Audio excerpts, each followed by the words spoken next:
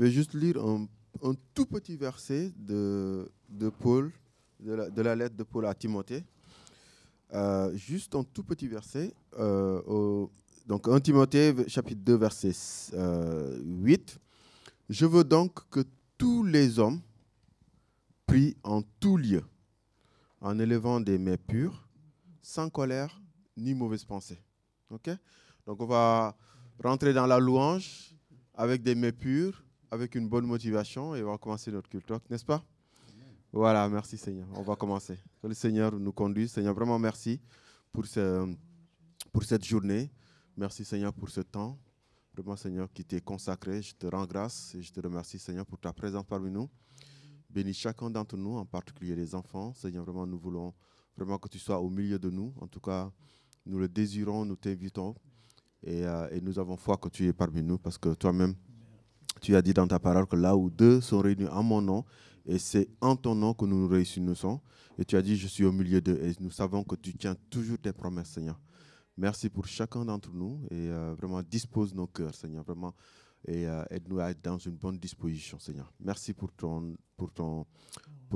ta présence. Merci pour ton amour. Et gloire à ton nom, Seigneur. Au nom de Jésus. Amen. Amen. Nous sommes tous donc dans la famille de Dieu. Lèvons-nous. Nous allons chanter ce premier chant. Abba Père, je suis à toi. Nous avons reçu l'esprit d'adoption par lequel nous crions Abba Père. Alléluia. Un appel de confiance.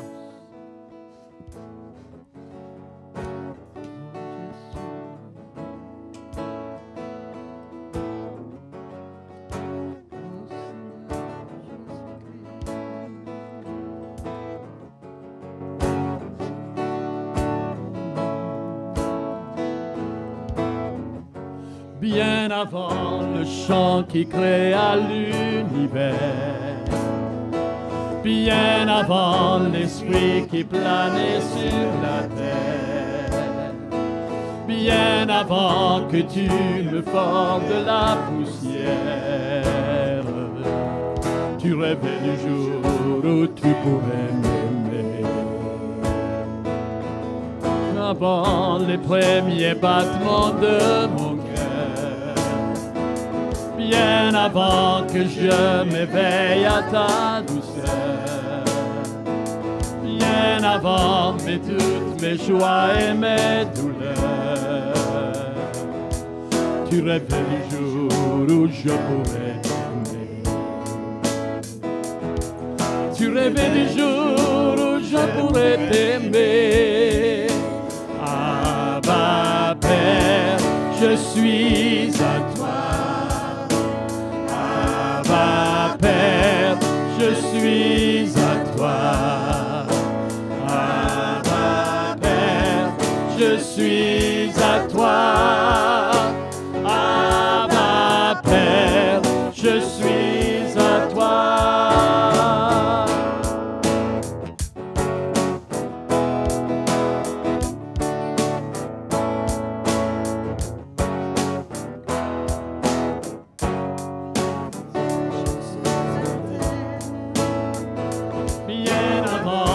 Fils qui nous montre le Père, bien avant que les yeux sur moi soient ouverts, tu rêvais du jour où tu pourrais m'aimer. Bien avant que mon péché brise ton cœur, bien avant qu'écoule le sang et la sueur, bien avant les clous, le froid et la douleur, tu rêvais du jour où je pourrais t'aimer. Tu rêvais du jour où je pourrais t'aimer. Abba Père, je suis à toi. Abba Père, je suis à toi. Abba Père, je suis à toi. Abba Père, je suis à toi. Abba Père, je suis émerveillé, saisi par l'immensité de ton amour. amour pour moi. Abba Père, si grande est ta tendresse, ton cœur est grand ouvert et je viens plonger dans tes bras.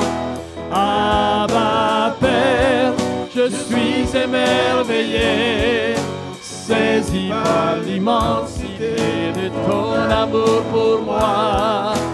Abba Père, si grande est ta tendresse, mon cœur est grand ouvert et je viens plonger dans tes bras.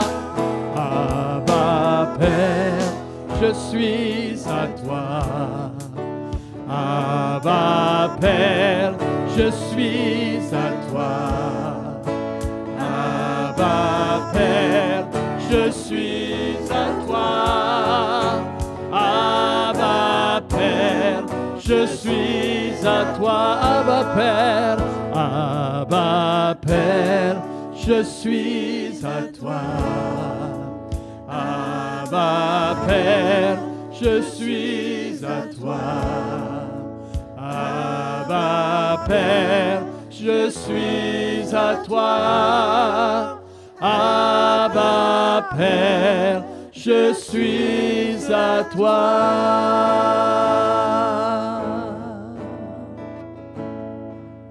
Alléluia, si nous tenons dans ta présence, tu nous as donné accès, alléluia, accès par le voile déchiré. Tu nous as donné accès, Seigneur, auprès de toi. Alléluia, Jésus. Oh Seigneur, alléluia, Christ.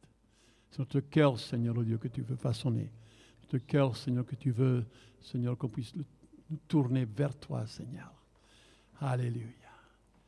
Oh Jésus, Jésus, Jésus. Alléluia, Christ. C'est un Dieu de gloire que nous louons, que nous adorons, que nous exaltons. Alléluia, Christ. Amen, Jésus.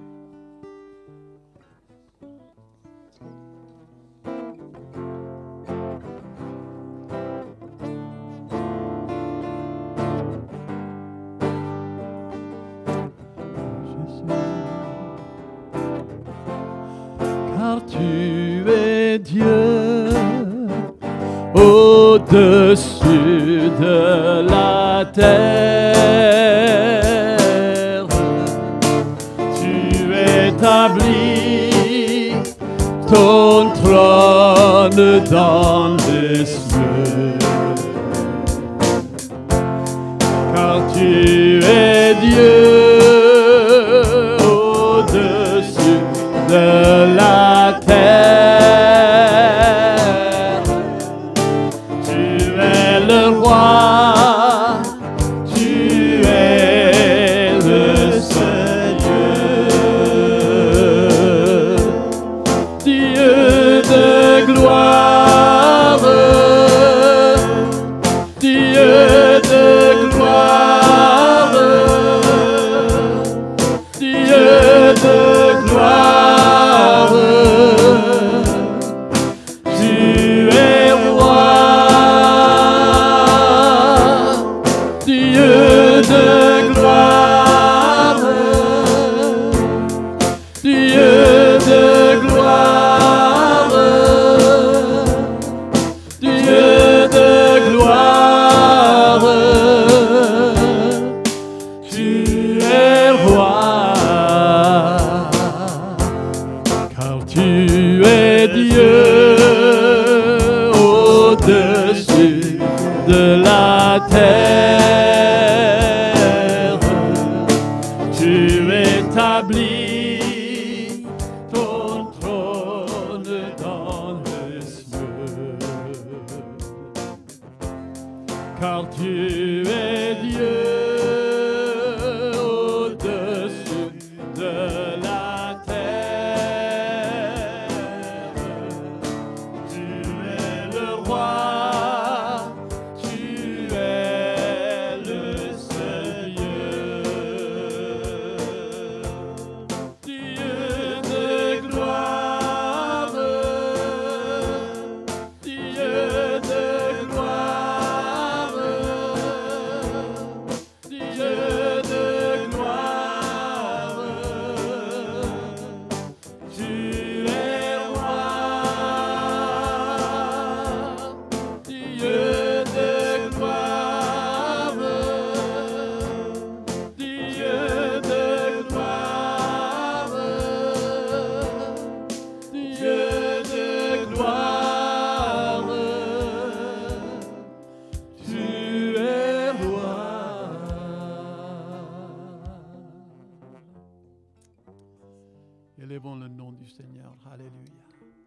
t'exalterai, Seigneur, parmi toutes les nations. Oh, que ton nom, Seigneur, soit élevé et glorifié dans nos vies, Seigneur. Alléluia, Jésus-Christ. Amen. Oh, Jésus. Alléluia, Seigneur. Oh, Jésus-Christ. Oh, Jésus. Alléluia, Christ. Je t'exalterai, Seigneur, parmi toutes les nations. Je célébrerai, je chanterai ta gloire. Car ton immense amour s'élève jusqu'aux nuées.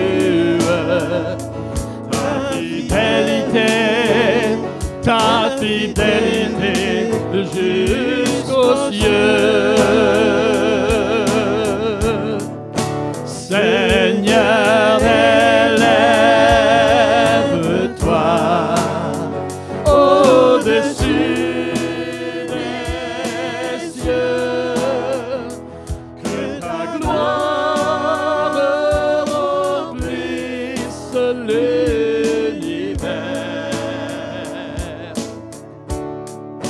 Seigneur, élève-toi au-dessus des cieux, que ta gloire remplisse l'univers.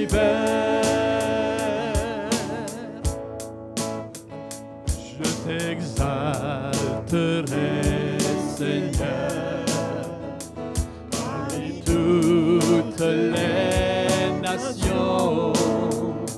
Je célébrerai, je chanterai ta gloire. Car ton immense amour s'élève jusqu'aux nuées. Ta fidélité jusqu'aux cieux. Seigneur, élève-toi au-dessus des cieux, que ta gloire remplisse l'univers. Seigneur, élève-toi au-dessus des cieux, que ta gloire, que ta gloire, que ta gloire remplisse l'univers.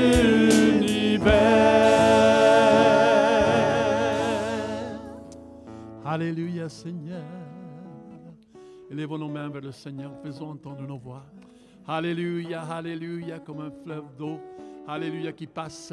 Élevons nos voix vers le Seigneur. Alléluia, alléluia, Seigneur. Alléluia, que ta gloire remplisse nos cœurs. Que ta gloire remplisse, Seigneur, l'Église. Que ta gloire remplisse l'univers. Alléluia, alléluia, nous t'exaltons, Seigneur. Nous élevons ton nom.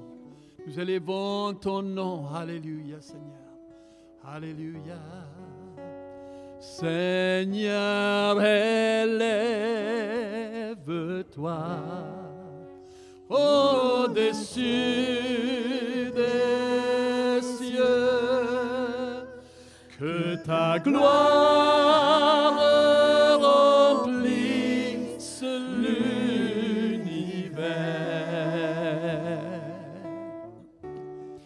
Seigneur, élève-toi au-dessus des cieux, que ta gloire,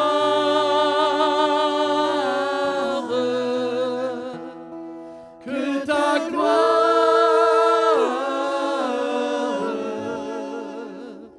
que ta gloire remplisse l'univers.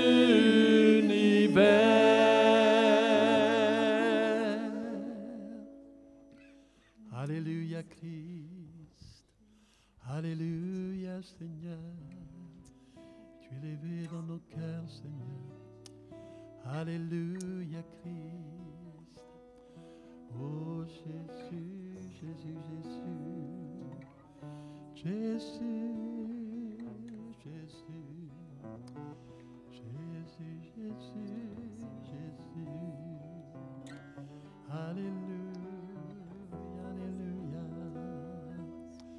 oh Christ, alléluia, alléluia Seigneur, alléluia Seigneur, alléluia Christ, amen Seigneur Jésus, oh alléluia Seigneur, oh Jésus, Jésus, Jésus, alléluia, alléluia. Seigneur, nous te rendons gloire et honneur, car tu es notre Père et unique Père Saint. Nous te rendons gloire et honneur parce que, Seigneur, tu le mérites. Nous te rendons gloire et honneur parce que tu es notre El Shaddai, Dieu Tout-Puissant. Ce matin, Seigneur, nous sommes contents, nous sommes heureux de pouvoir, cher Seigneur, élever ton nom. Parce qu'il n'y a pas d'autre nom, cher Seigneur, qui est plus puissant que le tien. Ce matin, Seigneur, nous te disons, sois élevé, sois glorifié pour qui tu es, sur cette terre et dans les cieux. Au nom de notre Seigneur Jésus-Christ, Père, nous te rendons gloire. Amen. Sois magnifié, Seigneur. Nous te rendons gloire et honneur. Nous levons nos mains et te louons. Nous levons nos mains, levons nos mains. C'est un ordre qu'on reçoit de la part du Seigneur, de la part de la Bible.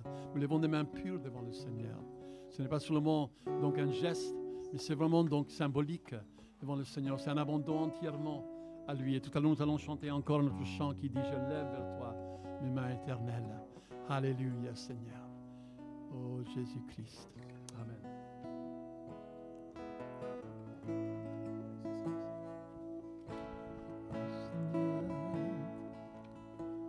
Nous te rendons gloire et honneur. Nous levons nos mains et te louons en exaltant ton Saint-Nom. Nous te rendons gloire et honneur. Nous levons nos mains et te louons en exaltant ton Saint-Nom. Car tu es grand, tu es digne de rêver, incomparable à toi. Nul n'est comparable à toi, car tu es grand. Seigneur, tu fais des merveilles. Nul n'est comparable à toi. Nul n'est comparable à toi.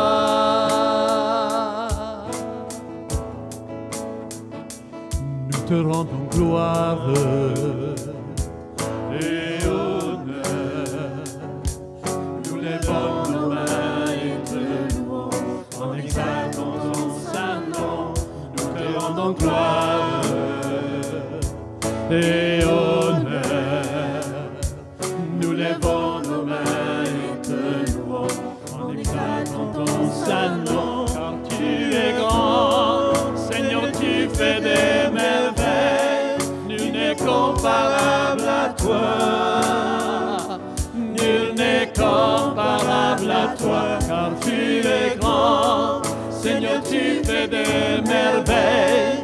Nul n'est comparable à toi. Nul n'est comparable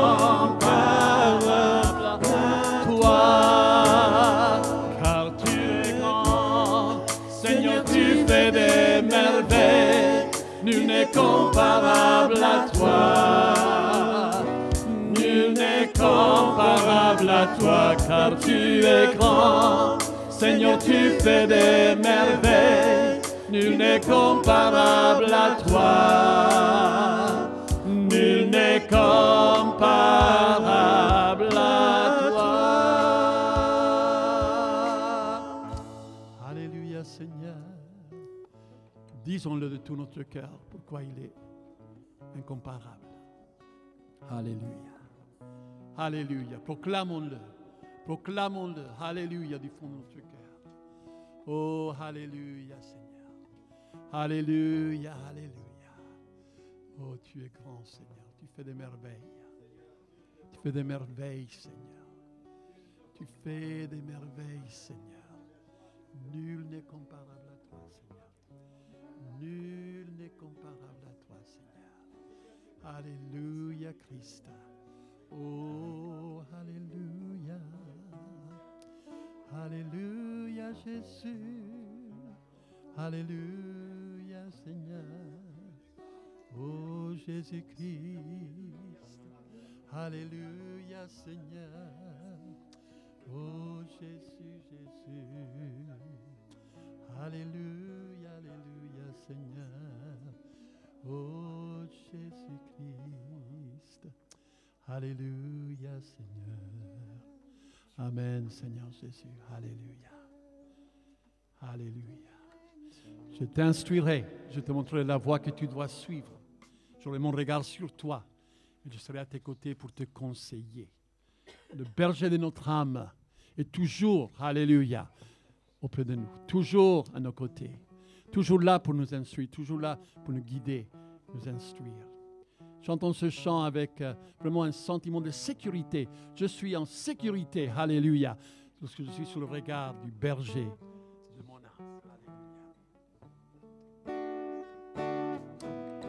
Alléluia. Jésus-Christ.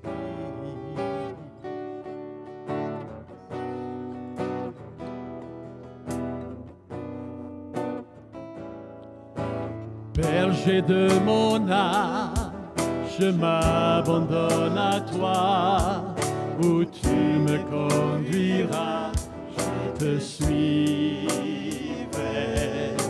car j'ai fait le choix d'obéir à ta voix, où tu me conduiras, j'irai berger, berger de mon âme, je m'abandonne à toi.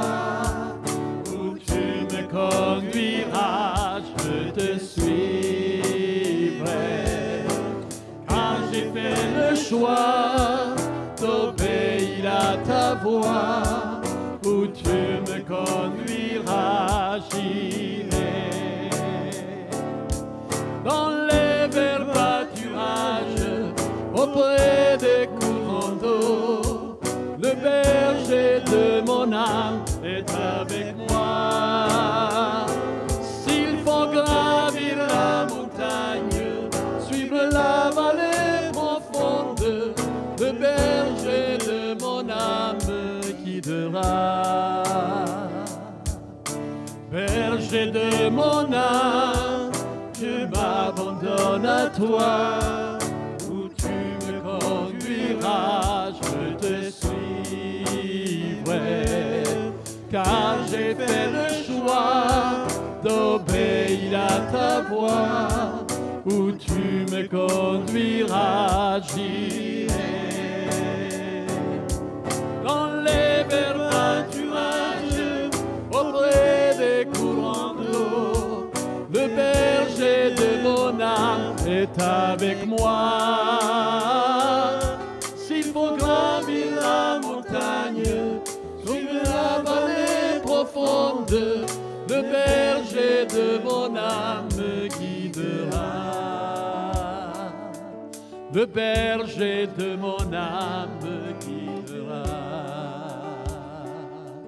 Le berger de mon âme me guidera.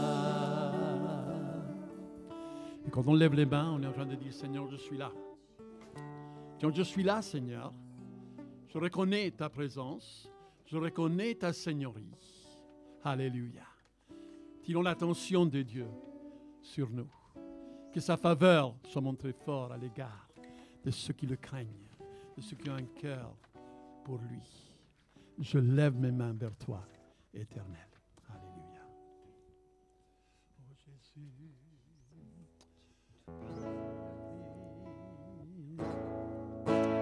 Oh Seigneur Jésus. Oh Père.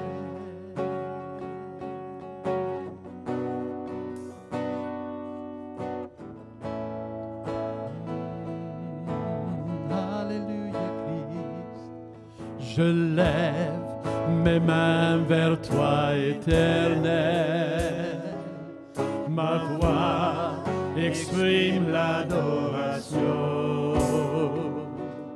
Ma vie, je te l'offre tout entière. En sainteté, en amour. Père, à toi seul appartiennent ma vie, mon cœur, ma volonté. Devant toi je me prosterne pour t'adorer.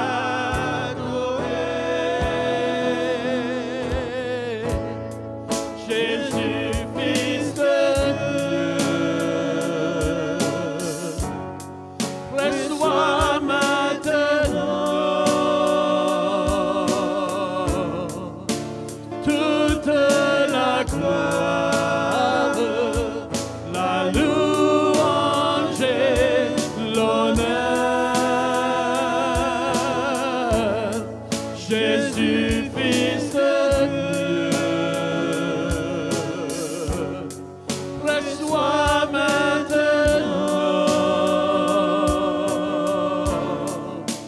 toute la gloire, la louange et l'honneur.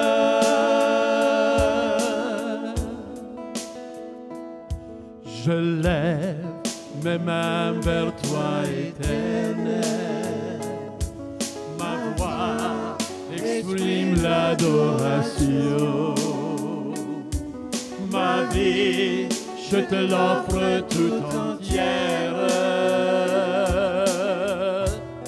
En sainteté, en amour. Père, à toi seul appartiennent ma vie, mon cœur, ma volonté. Devant toi je me prosterne pour t'adorer. Jésus, Fils de Dieu, reçois maintenant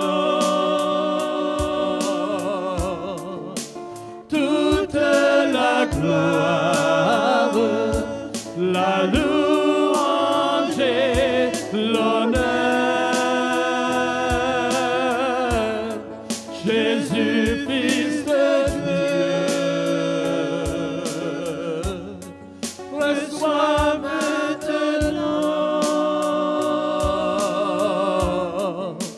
toute la gloire, la louange et l'honneur. Toute la gloire, la louange et l'honneur. Jésus, Fils de Dieu, reçois maintenant toute la gloire, la louange et l'honneur. Jésus, Fils de Dieu,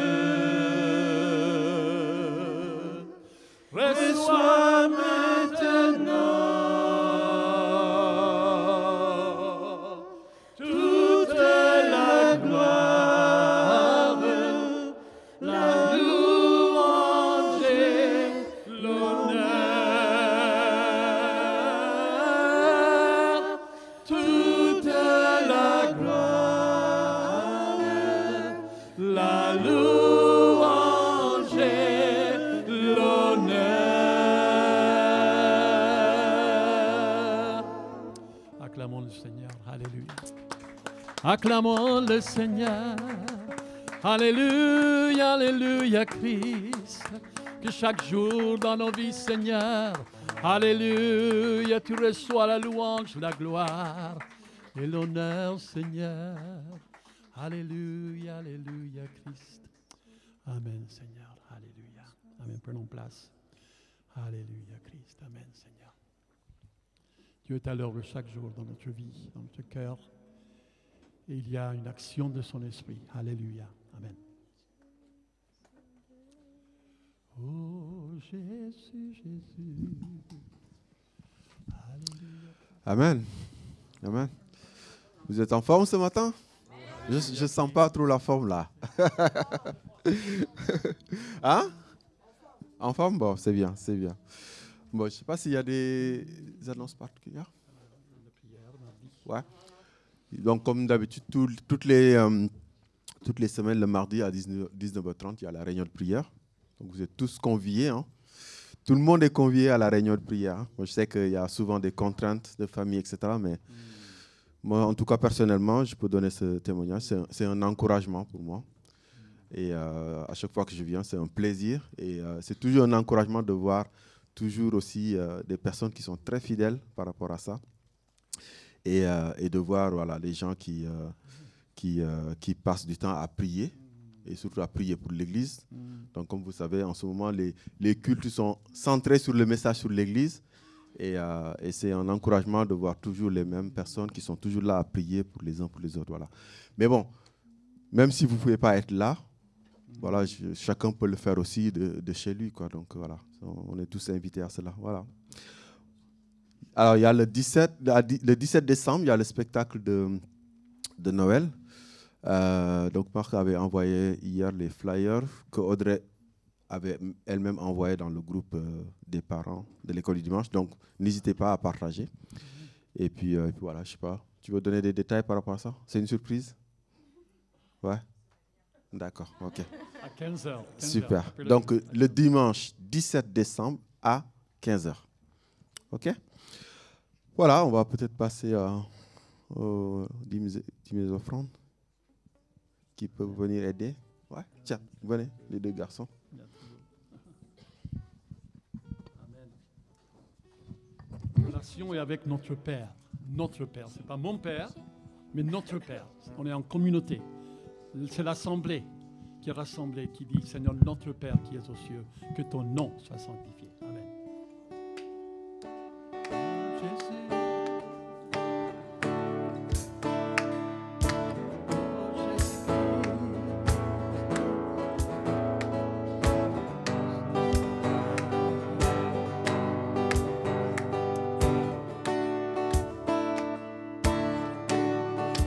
Notre Père,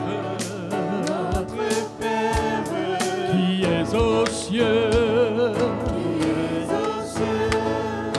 que ton nom soit sanctifié, que ton règne vienne.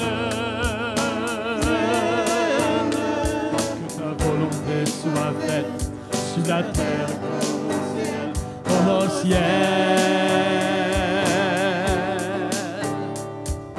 Donne-nous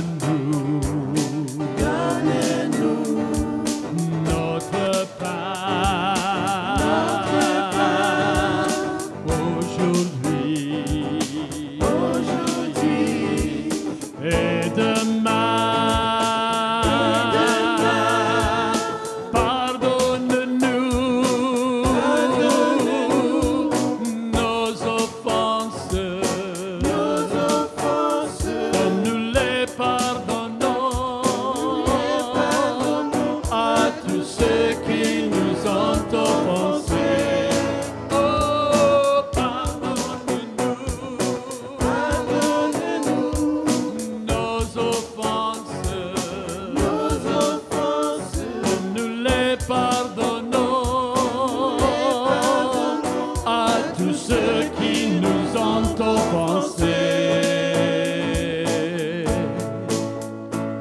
Ne nous soumets pas à la tentation, mais délivre-nous du mal. Ne nous soumets pas à la tentation, mais délivre-nous du mal. Car c'est à toi qu'appartiennent le siècle des siècles, le règne, la puissance et la gloire. Le règne, la puissance, le règne, la puissance et la gloire. Le règne, la puissance et la gloire. Le règne, la puissance et la gloire. Amen.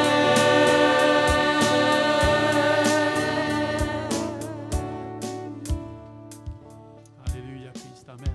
Alléluia. Seigneur, merci pour toutes les personnes qui ont donné et qui n'ont pas donné. Merci pour tout. Protège-les, bénis-les et aide-les dans leur chemin, qui sont faciles ou difficiles. Bénis-les. Amen. Amen. Alléluia. Bravo. Ok, Voilà. Bon, on vient de chanter « Donne-nous notre pain quotidien », n'est-ce pas? Ben, on va manger notre pain quotidien ce matin avec le message qui est... voilà. Ouais. Voilà, donc Marc me demande de remercier les enfants pour la louange de la semaine dernière. Amen. Donc bravo. Amen. Vous avez bien travaillé. Voilà. Bravo. Voilà, donc on va accueillir Marc pour le message. Hein. Les enfants, ouais, à l'école dimanche. Hop.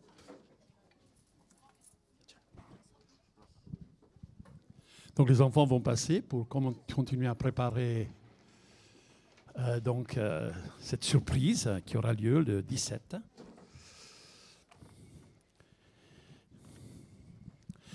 Alors j'aimerais dire aussi donc, que le 24, nous avons pris la décision qu'il n'y aura pas de culte le 24 décembre.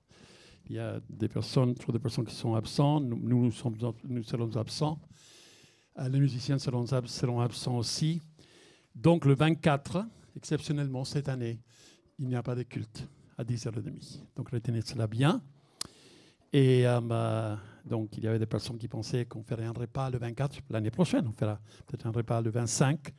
Mais c'est important donc aussi que vous puissiez passer ce moment en famille. Et donc, je sais qu'il y a des personnes qui m'ont dit, je vais partir en dehors de Paris, pour ma famille cette semaine, etc. Donc voilà, vous avez la liberté cette année, donc cela. Amen. Amen. Alors, c'est Philippe qui devait prêcher ce matin, mais en fait, il vient d'arriver ce matin, je crois, vers 6h30 du matin, du Congo. Donc, il m'a bien dit qu'il ne pourrait pas être au culte. Alors, c'est moi qui va prêcher sur Éphésiens chapitre 3, verset 1 au verset 13. Et c'est lui donc qui, par la suite, dimanche prochain, prêchera sur Éphésiens chapitre 3, verset 14 au verset 21. Donc c'est très important donc de continuer dans notre étude de la parole du Seigneur, savoir qu'il s'agit de l'Église. Le mystère, c'est l'Église. Nous allons voir et nous allons comprendre qu'il y a beaucoup de choses que le Seigneur veut nous révéler. Il a attendu pour le révéler et c'est pour cela que c'est un mystère. Donc on va citer donc Éphésiens 3, 1 à 13. À cause de cela, moi, Paul, le prisonnier de Christ pour vous païens. Pourquoi était-il prisonnier? Parce qu'il avait annoncé que l'Église, c'était les Juifs convertis et les non-Juifs convertis. C'est ça qui avait gêné. C'est pour ça qu'il était en prison. Si du moins vous avez appris quelle est la dispensation de la grâce de Dieu qui m'a été donnée pour vous.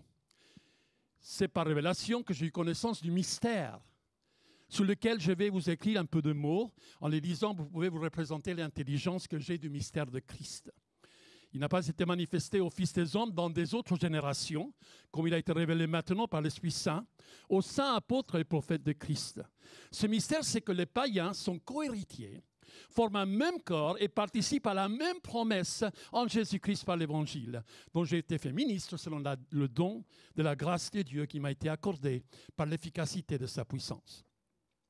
À moi qui suis le moindre de tous les saints, donc qui se considère le moindre de tous les saints, cette grâce a été accordée d'annoncer aux païens les richesses incompréhensibles de Christ et de mettre en lumière quelle est la dispensation du mystère caché depuis tout le temps en Dieu qui a créé toutes choses, afin que les dominations et les autorités dans les lieux célestes connaissent aujourd'hui par l'Église la sagesse infiniment variée de Dieu, selon le dessein éternel qui a été exécuté par Jésus-Christ, notre Seigneur, en qui nous avons par la foi en lui la liberté de nous approcher de Dieu avec confiance.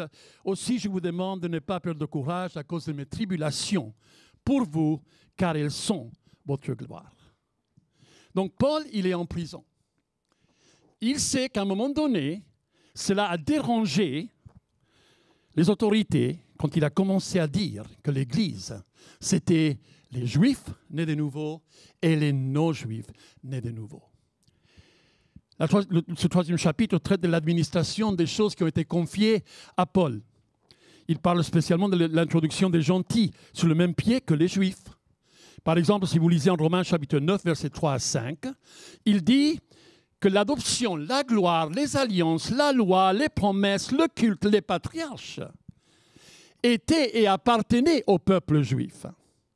Mais eux, ils avaient refusé ce message. Et c'est pour ça qu'il dit en Romains chapitre 9 qu'il veut se considérer anathème pour ou à faveur d'eux. Parce que c'était eux qui avaient à leur portée l'adoption, la gloire, les alliances, la loi, le culte, les promesses, les patriarches de qui est issu selon la chair le Christ. C'était eux qui étaient programmés comme ceux qui devaient faire partie de l'Église. La Bible dit en Jean chapitre 1, verset 11, « Il est venu aux siens et les siens ne l'ont point reçu. Alors, il a donné la liberté à tous ceux qui veulent croire en lui et recevoir Christ en leur cœur. Il leur donne le droit, le privilège de devenir enfants de Dieu. » Et en fait, Paul dit que c'est leur refus qui a causé notre gloire. C'est le fait qu'ils ont refusé, la porte a été ouverte. Parce que le plan de Dieu, ce n'était pas seulement pour le peuple juif, mais le plan de Dieu, c'était que l'humanité tout entière ait la possibilité de faire partie de l'assemblée, cette assemblée qui pouvait avoir accès auprès de Dieu. Quand on lit ces quelques versets, on se rend compte qu'un des versets clés, c'est le verset 12, en qui nous avons, par la foi en lui, la liberté de nous approcher de Dieu avec confiance.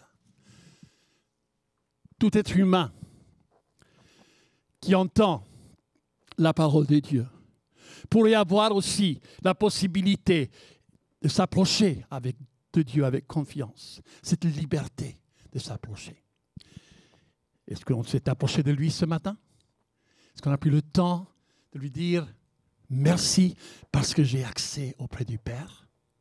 Nous lisons donc et nous voyons que donc dans ces 3 premiers chapitres, il s'agit de l'Église. Dans le chapitre 1, donc les bénédictions que Dieu nous a données de la part de Dieu et du Père de notre Seigneur Jésus-Christ, qui nous a bénis de toutes sortes de bénédictions spirituelles dans les lieux célestes. En lui, il nous a élus avant la fondation du monde pour que nous soyons saints, irrépréhensibles devant lui. En lui, nous sommes adoptés selon la résolution de sa volonté. C'est sa volonté qu'il nous accorde l'adoption. Amen. Nous sommes adoptés à la famille de Dieu.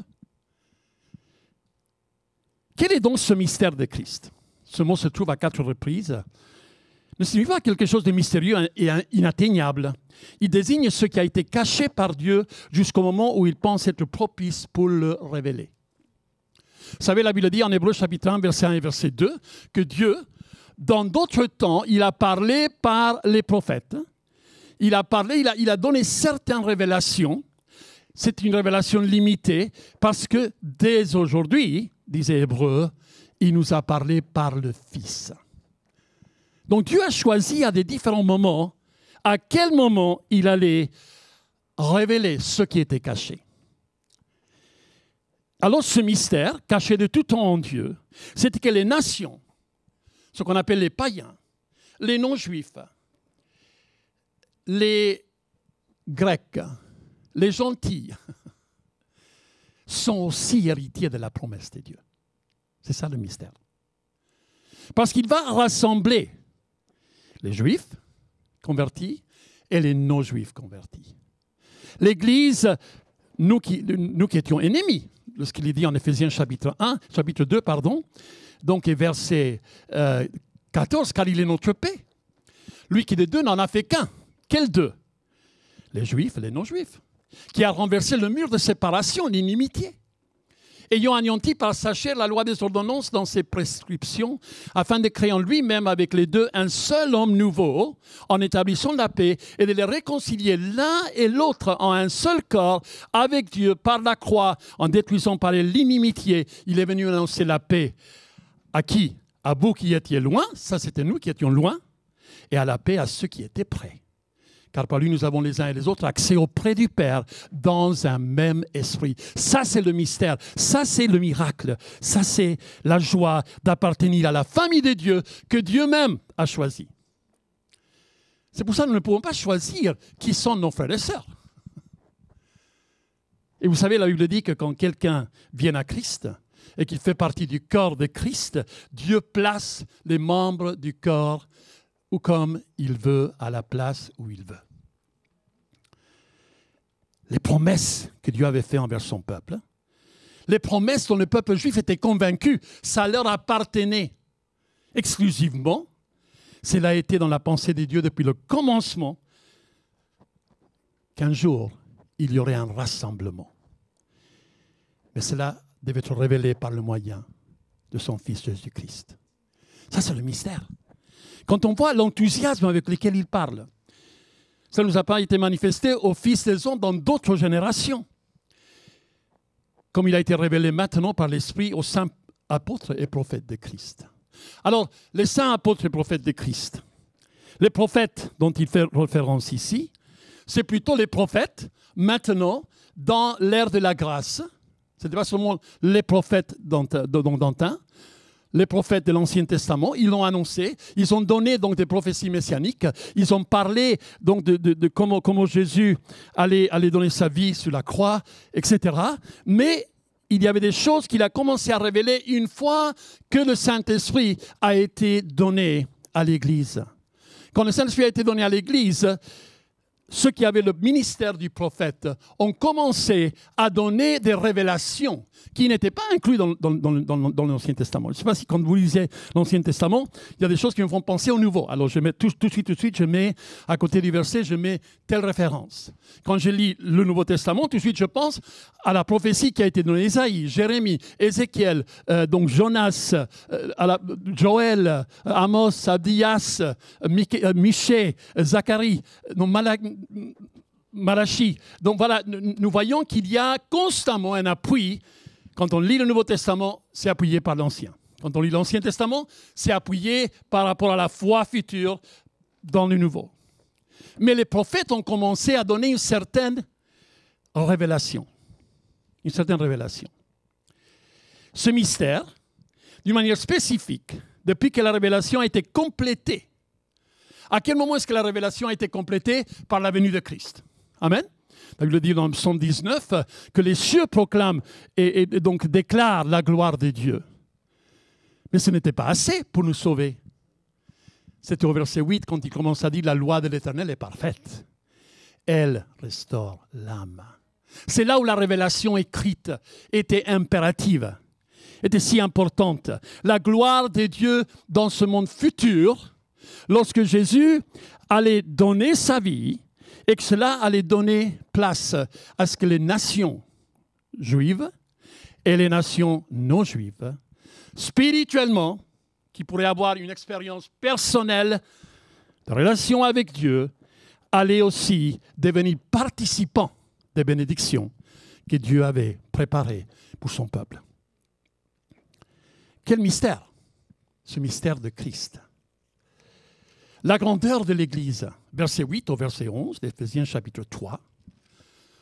À moi qui suis le moindre de tous les saints, cette grâce m'a été accordée d'annoncer aux païens les richesses incompréhensibles de Christ et de mettre en lumière quelle est la dispensation du mystère caché de tout temps en Dieu qui a créé toutes choses, afin que les dominations et les autorités dans les lieux célestes connaissent aujourd'hui par l'Église la sagesse infiniment variée de Dieu, selon le dessein éternel qu'il a mis à exécution par Jésus-Christ, notre Seigneur. Au travers du mystère de l'Église, Dieu veut réunir tous les éléments, tous les composants de la race humaine afin qu'ils deviennent un seul corps, en démontrant sa sagesse afin que tout soit compris en Jésus, qui est la plénitude de Dieu. Colossiens chapitre 1, verset 12. Colossiens chapitre 1 et verset 12. Rendez grâce au Père, qui vous a rendu capable d'avoir part à l'héritage des saints dans la lumière. Nous, on n'était pas programmés pour avoir un héritage des saints dans la lumière. Nous étions un peuple sans miséricorde, sans grâce. On n'était pas inclus. Mais aujourd'hui, selon 1 Pierre, nous sommes des pierres vivantes. Alléluia. Nous sommes une nation sainte. Nous sommes une race élue, spirituellement parlant. Alors, vous avez part à l'héritage des saints dans la lumière. Ce Père qui nous a délivrés de la puissance des ténèbres et nous a transportés dans le royaume du Fils de son amour, en qui nous avons la rédemption et la rémission des péchés. Il est l'image du Dieu invisible, le premier-né de toute la création. Car en lui ont été créées toutes les choses qui sont dans les cieux et sur la terre, les visibles, les invisibles, trône, dignité, domination, autorité, tout a été créé par lui et pour lui. Il est avant toute chose et toute chose subsiste en lui. Il est la tête du corps de l'Église. Il est le commencement, le premier-né d'entre les morts, afin d'être en tout le premier, car Dieu a voulu que toute plénitude habitât en lui. Il a voulu par lui réconcilier tout avec lui-même, tant qu'il est sur la terre que ce qui est dans les cieux, en faisant la paix par lui, par le sang de sa croix. On pourrait passer des heures, rien qu'à décrire comme tout ce que vient de lire. La plénitude de Dieu en Jésus-Christ. Mais alors, comment vont-ils faire, les gentils, les païens, les grecs, les non-juifs, pour occuper cette position égale à celle des juifs? Par la foi. Par la foi. Sans la foi, il est impossible d'être agréable à Dieu. Beaucoup de personnes disent, oui, mais vous êtes fous, parce que vous croyez en des choses que vous ne voyez pas. Mais oui, mais c'est ça.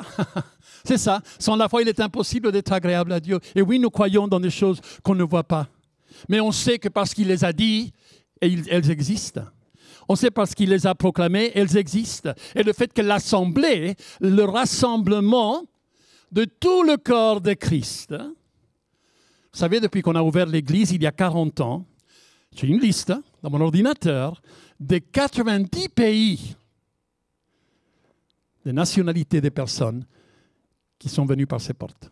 90 pays. Et alors parfois, c'était des personnes qui parlaient des dialectes. Parfois, c'était des personnes qui parlaient donc des langues les plus connues, espagnol, anglais, arabe, etc.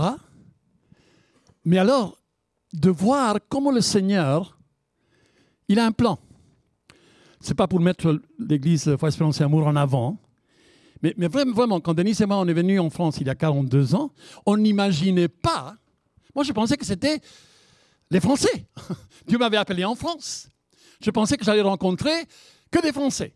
Loin de moi d'imaginer que Paris était une ville tellement cosmopolite qu'il y avait 120 nationalités dans la ville, et peut-être plus maintenant. Qui allait imaginer que lorsqu'on allait dans la rue pour évangéliser, on se rencontrait avec 20 nationalités différentes dans un après-midi pendant 2 heures. Et alors, quand on a commencé à voir que le plan de Dieu, c'était qu'on vienne en France, mais qu'en fin de compte, on allait pouvoir voir tout un défilé de personnes du monde entier, du monde entier. Il y avait ceux qui venaient de Koweït. Koweït, pendant la guerre, Christopher était passé à la place Stalingrad pendant qu'on évangélisait un jour. Et donc, il est venu dans l'église. Il a vraiment affermi sa foi. Il a pris le baptême. Il a reçu le baptême du Saint-Esprit. Et 3 ans après, il est retourné au Koweït. Juste avant que la guerre n'éclate, en 91. Et 6 mois après, il m'a dit, Marc, tu sais, je suis ingénieur.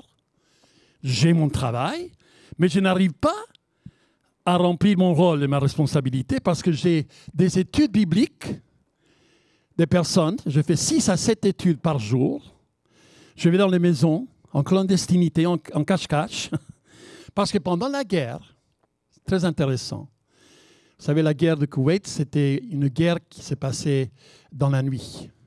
Donc, ils avaient toute la journée à rien faire. Et c'était programmé. À tel endroit, il y aura donc des missiles, etc. Et qu'est-ce que les alliés, qu'est-ce que les soldats chrétiens nés de nouveau ont fait? Ils ont distribué des Nouveaux Testaments et des Bibles, Koweït, partout aux gens. Et donc, Christopher se trouvait à la tête de plusieurs études bibliques. Et où est-ce que le Seigneur l'avait touché? À la place Stalingrad. Voilà, le Seigneur avait un plan. Alors, de penser comment Dieu rassemble, Pour la petite anecdote, quand j'ai rencontré Lynn, je lui ai dit, mais tu sais, mes parents avaient à cœur d'aller au Vietnam en 1945. Ils étaient à l'école biblique. Ils commençaient à étudier le français. Et un jour, mon grand-oncle, Alexandre B. Host, qui est maintenant auprès du Seigneur, donc il arrive à leur école biblique et pendant le temps dévotionnel, pendant le temps de lecture de la parole, de prière, de louange, il a parlé du Mexique. Il a parlé du Mexique avec des larmes, avec des pleurs. À l'époque, il y avait 40 000 évangéliques au Mexique. Et là, mes parents ont été transpercés. Leur cœur a été transpercé. Et ils ont compris, Dieu nous a voulu discipliner par rapport aux Français, par rapport au Vietnam. Mais en fin de compte, notre appel est pour le Mexique.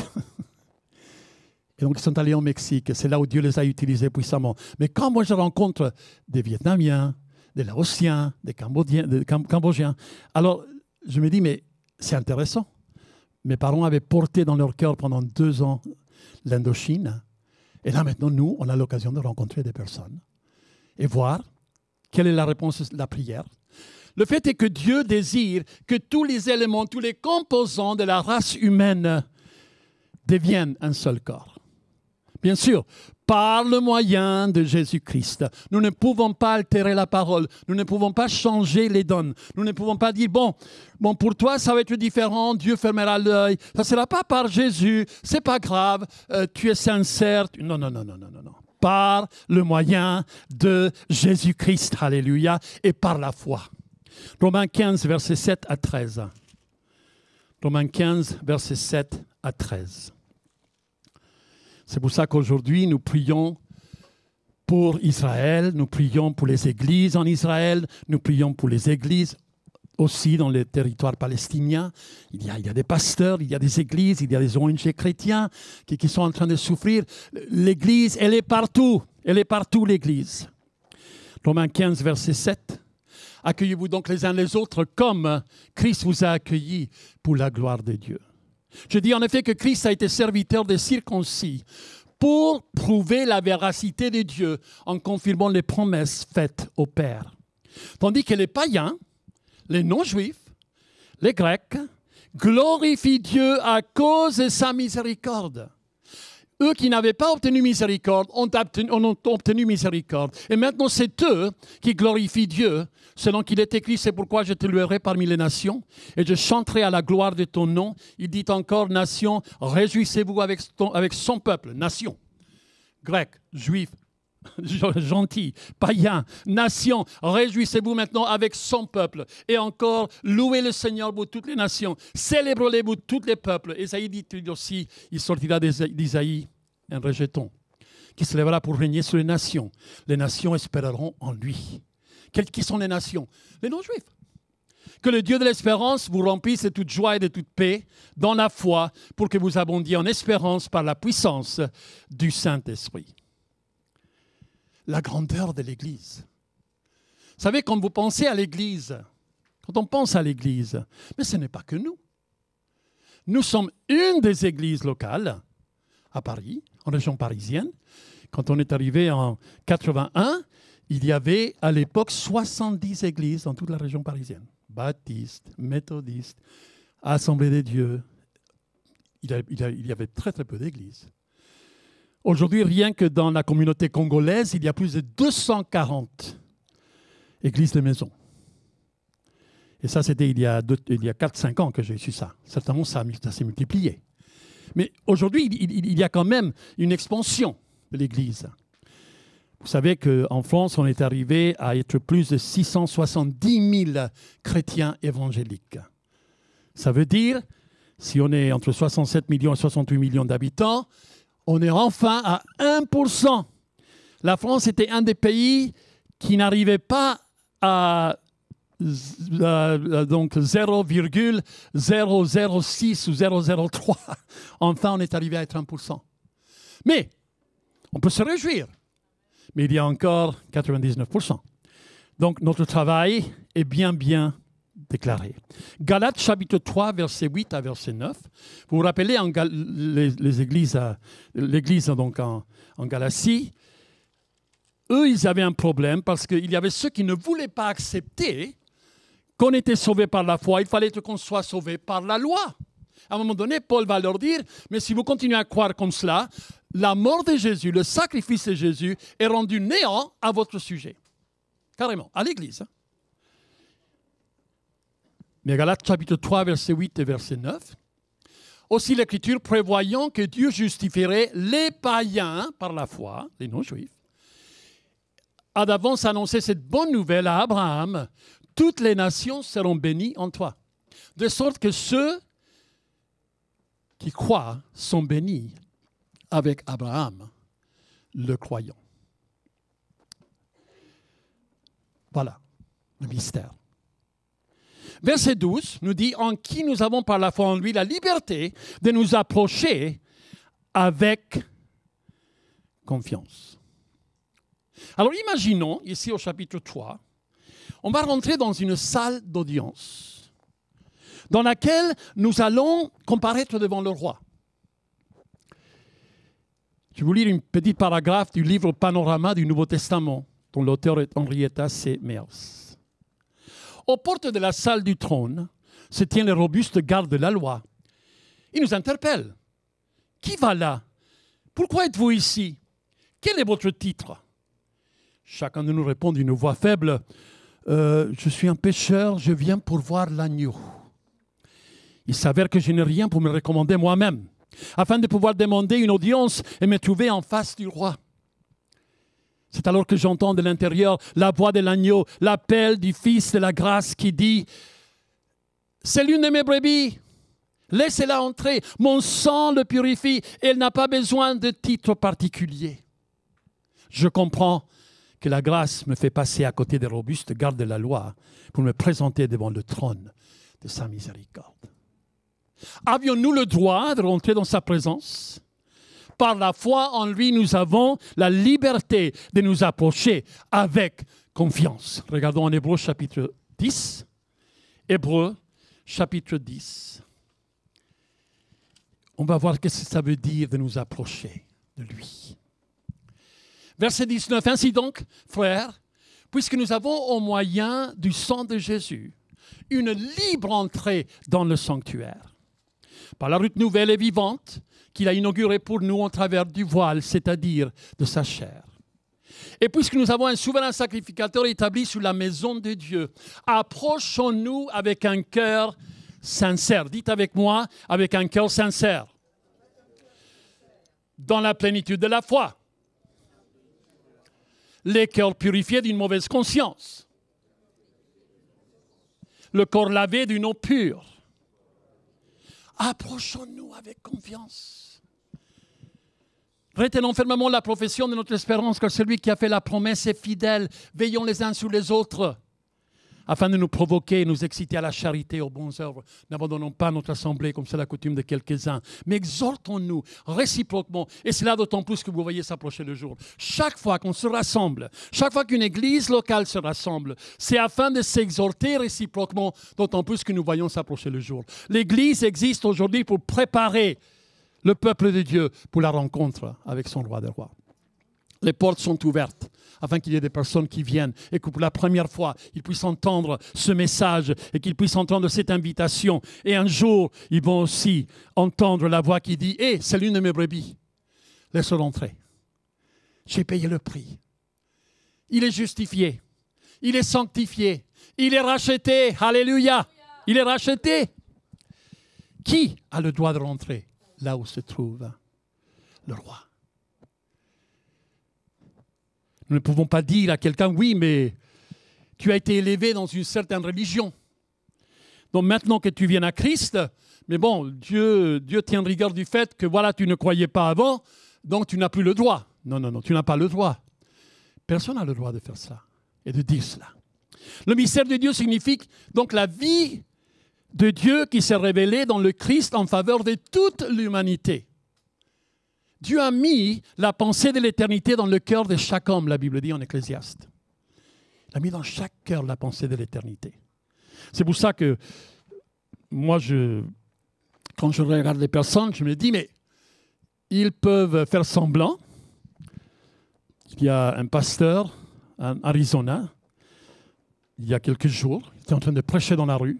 Quelqu'un lui a tiré une balle dans la tête. Il est encore vivant.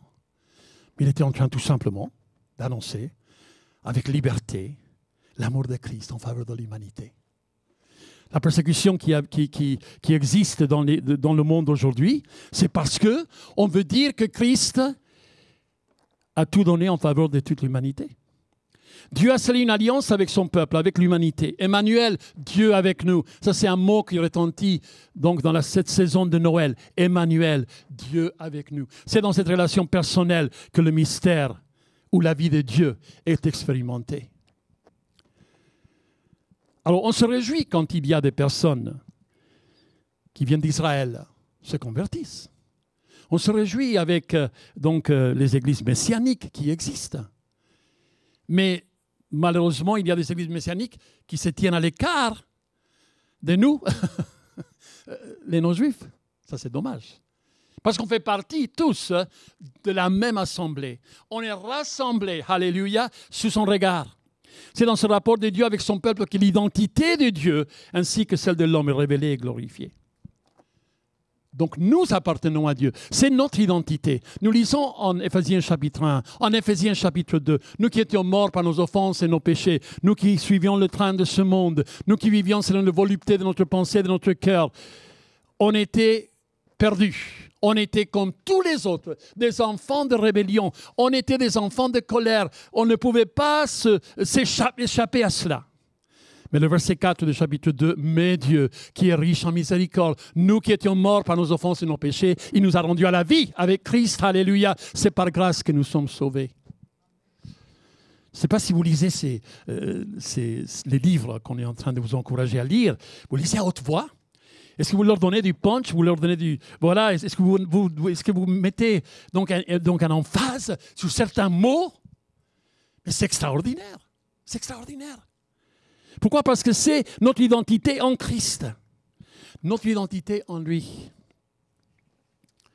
Oui, avant, je ne faisais pas partie. Mais aujourd'hui, je fais partie. Selon le conseil de Dieu. Selon la résolution de sa volonté qu'il a opérée en lui-même. En lisant ces passages, en voyant comment Dieu a voulu révéler quel était son plan éternel, les richesses de Christ, ce mystère caché en Dieu, c'était que l'assemblée dans son cœur, toute distinction terrestre, elle est perdue. Il n'y a pas d'hommes et de femmes, grecs et juifs, etc. Vous voyez, donc quand il dit ça, alors je sais qu'il y a des personnes qui utilisent justement ce verset de la Bible pour appuyer le transgendre. Attention, hein? Non. Il y a des hommes et des femmes, mais devant Christ, il n'y a plus de distinction. Il n'y a plus de distinction. On fait tous partie de la famille de Dieu. Nous sommes tous un en Christ parce que nous sommes ressuscités avec lui. Alléluia. Si tu es baptisé, c'est parce que tu as compris qu'il fallait enterrer le vieil homme. Et heureusement, il sort de l'eau, alléluia, en symbole d'une vie ressuscitée en Christ. Nous sommes tous passés par ce baptême dans un même esprit, dans l'esprit de Dieu. Ce n'est pas le baptême du Saint-Esprit, mais c'est le baptême dans un seul esprit pour former partie d'un seul corps. Qui est la tête du corps? C'est Christ. Nous sommes le corps. Nous sommes des membres du corps. Mais nous sommes toujours attachés à Christ. Regardez avec moi en Colossiens chapitre 2. Verset 16, que personne ne vous juge au sujet du manger et du boire. Colossiens 2, verset 16. Ou au sujet d'une fête, d'une nouvelle lune ou des sabbats. C'était l'ombre des choses à venir. C'était la typologie. Hein? Mais le corps est en Christ. Ça, c'est la priorité aujourd'hui. Qu'aucun homme, sous une apparence d'humilité et par un culte des anges, ne vous ravise à son gré le prix de la course, tandis qu'il s'abandonne à ses visions et qu'il est enflé d'un vain orgueil par ses pensées charnelles. Cet homme, sans s'attacher au chef, dont tout le corps assisté et solidement assemblé par des jointures et des liens, tire l'accroissement que Dieu donne. Si quelqu'un n'est pas attaché à la tête, il ne pourra pas croître. Il ne pourra pas croître. Il faut que chaque personne soit attachée à la tête. Si vous êtes mort avec Christ au rudiment du monde, pourquoi, comme si vous viviez dans le monde, vous imposons ces préceptes, ne prends pas, ne goûte pas, ne touche pas, préceptes que tous deviennent pernicieux par l'abus et qui ne sont fondés que sur les ordonnances et les doctrines des hommes. Ils ont à la vérité une apparence de sagesse en ce qu'ils indiquent un culte volontaire, de l'humilité, le mépris du corps, mais ils sont sans aucun mérite et contribuent à la satisfaction de la chair personnelle, mais aussi de la chair de la personne à qui on est attaché, c'est-à-dire du gourou. Voilà, il y a plein de sectes qui existent, qui sont très exigeantes. Si on est attaché à la tête, nous allons recevoir des ordres de la part de la tête. Quel était l'appel de l'apôtre Paul? Il avait la fonction apostolique par rapport à annoncer aux non-juifs qu'ils pouvaient aussi avoir accès auprès de Dieu. Quel appel! Quel appel! Il disait, je devais éclairer tous les hommes à l'égard de ce mystère qui, depuis le commencement du monde, avait été caché en Dieu. Il avait été choisi. Pierre, c'était pour les Juifs. Paul, c'était pour les non-Juifs. À un moment donné, Pierre ne voulait pas franchir le pas et Dieu lui a donné un rêve dans lequel il voyait des animaux qui étaient considérés impurs par la culture juive. Et Dieu lui dit, mange. Il dit, mais comment vais-je manger ce qui est considéré impur? Et c'est là où il a compris que ce qui était considéré impur par les Juifs pouvait devenir pur en Dieu. C'était rassembler l'ensemble des rachetés de l'Éternel. Sommes-nous dans cette assemblée? Cette assemblée qui est représentée par des églises locales. Sommes-nous rassemblés, attachés à la tête et savoir qu'il est le centre de tout, la plénitude du mystère, selon sa sagesse. Quelle est la vraie communion? La vraie communion, c'est qu'on marche tous dans la lumière comme il est dans la lumière. Et le sang de Jésus nous purifie de tout péché. C'est ça la vraie communion. La communion n'est pas seulement parce qu'il y a des personnes qui sont parfaites qui se retrouvent. Je l'ai déjà dit, mais si vous voulez des gens parfaits, allez au cimetière. Les gens sont parfaits. Ils ne pêchent pas, ils ne s'énervent pas, ils ne crient pas, ils n'insultent pas. Voilà. Alors nous, on a notre âme. On a notre âme qui doit être sanctifiée. On a notre esprit qui parfois peut être contaminé, dont il faut aussi le purifier. La Bible dit, en 2 Corinthiens chapitre 7, « Ayant de telles promesses, purifions-nous de toute sûre de la chair et de l'esprit, qui vient parfois nous contaminer. Marchons en honnêteté, marchons à la lumière, marchons sachant que il y a un prix à payer. Il y a un prix à payer. Si je m'identifie entièrement avec ce message, il y a un prix à payer. Et Paul l'avait payé. Au verset 13, c'est pourquoi je vous demande, mes frères, ne perdez pas patience, ne perdez pas courage à cause de mes tribulations pour vous. Elles sont votre gloire. Et ensuite, à cause de cela, je fléchis les genoux devant le Père. Et Philippe parlera de ce passage. Mais merci Seigneur pour ce mystère. Merci pour ce mystère qui a été révélé dans le temps de Dieu. Mais aujourd'hui, nous continuons à évangéliser. Nous ne savons pas qui sont ceux qui se convertiront.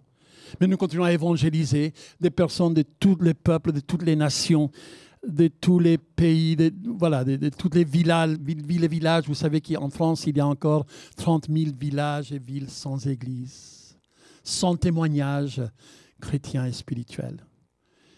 Moi, j'avais pensé, quand on a ouvert l'église, que l'église deviendrait un tremplin pour qu'il y ait des personnes qui aillent, appelées par Dieu, dans des villes et des villages perdus au fin fond de la Corrèze, au fin fond de des différentes régions où il n'y a rien, Moi, je me rappelle donc quand je suis allé visiter quelqu'un donc en Corrèze, il me disait que l'église la plus proche était à 170 km. Imaginez, 120 km pour aller dans une église. Parce qu'il y avait un lieu où des chrétiens se rassemblaient pour lire la parole de Dieu et prier ensemble. Parfois, dans les pastorales, je rencontre des hommes et des femmes qui sont pasteurs dans un village de 1000 personnes, 2000 personnes. Mais je dis, mais alléluia, c'est formidable. Oui, mais ça ne bouge pas trop, mais ce n'est pas grave. Continuez à semer parce que vous allez avoir une influence dans cette ville, dans ce village. Et Dieu doit nous donner un fardeau pour ceux qui ne font pas partie de l'assemblée de Christ. C'est le mystère de Christ. Demandons au Seigneur de nous donner ce fardeau, de nous donner un désir profond, d'être des témoins efficaces, gagner des âmes pour Christ, faire des disciples de Jésus, qui par la suite vont continuer à accomplir le ministère. Amen. Prions ensemble. Seigneur, nous te remercions parce que nous sommes appelés. Quel privilège de t'appartenir.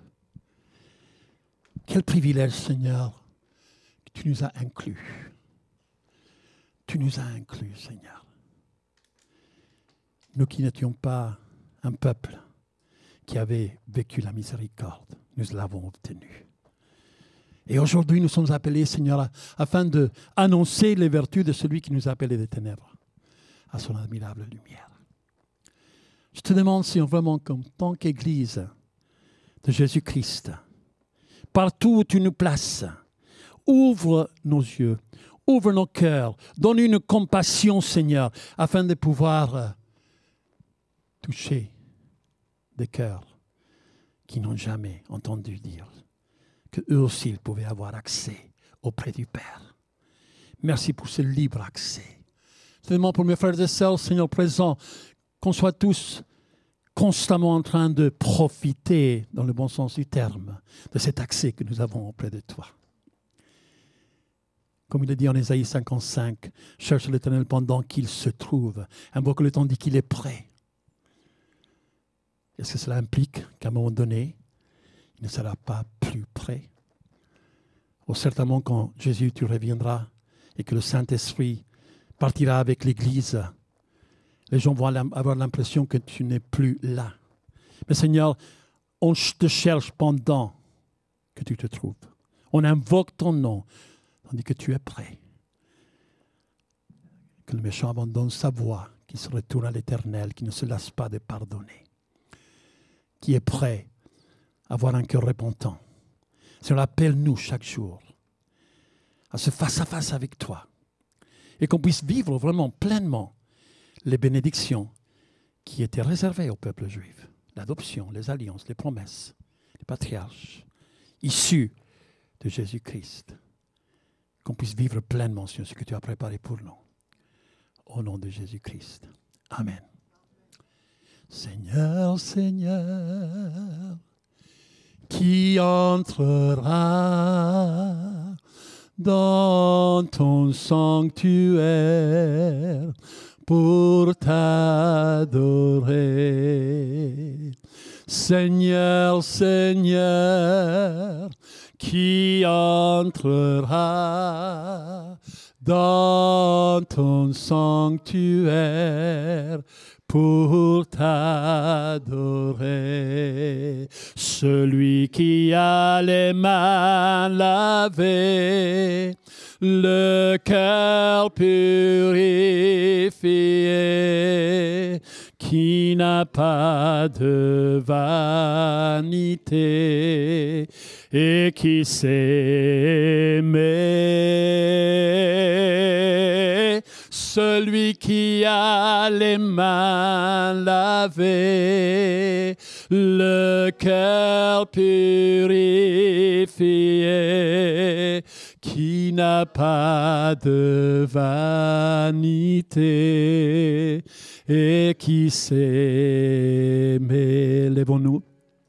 Seigneur, Seigneur,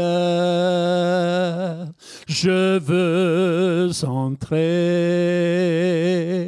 dans ton sanctuaire pour t'adorer. Seigneur, Seigneur, je veux entrer dans ton sanctuaire pour t'adorer. Seigneur, je lave mes mains, je purifie mon cœur, j'ôte ma vanité, apprends-moi ton amour.